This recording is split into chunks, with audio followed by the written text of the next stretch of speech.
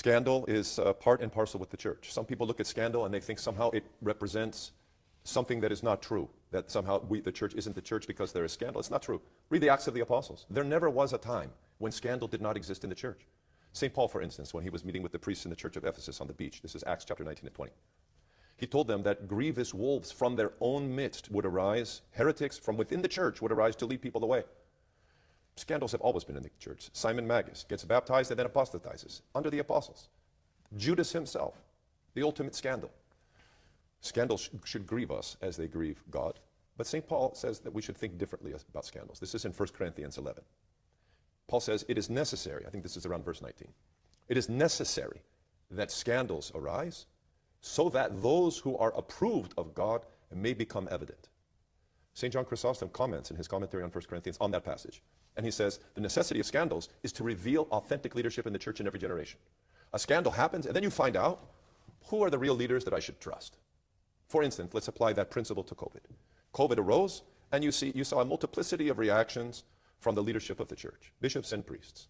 Some who were so terrified by the appearance of this disease, of this virus, that they forbade churches worship.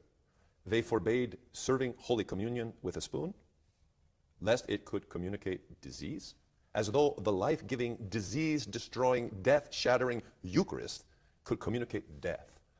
Other bishops, of course, didn't fall into such traps. But this is a good example, in my opinion, of Paul's teaching applied, and St. John Chrysostom's application as well. Scandals reveal authenticity. If someone is true and they're threatened with death and they remain true, you recognize who you're dealing with. You're dealing with a martyric spirit that you can follow. When a person remains the same, under pressure and not under pressure, you recognize character. If a person has faith and that they believe in the sacraments kill death, and then a disease appears and they abandon the sacraments, you recognize they really don't believe what they're saying. We had a multiplicity of responses in all the various dioceses and archdioceses, different responses in different ways.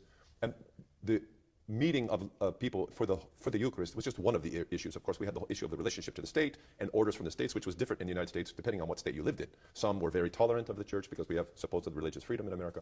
Others were very intolerant. Like in my state, very intolerant. Our governor, absolutely intolerant. And so you have a multiplicity of responses to a multiplicity of impositions. But in general, there was no one response. There were those that were very faithful, and the scandal revealed true leadership, and those churches are growing, and many people have come to them. There's also churches who shut down for extended periods of times, and they will probably never recover, and they shouldn't.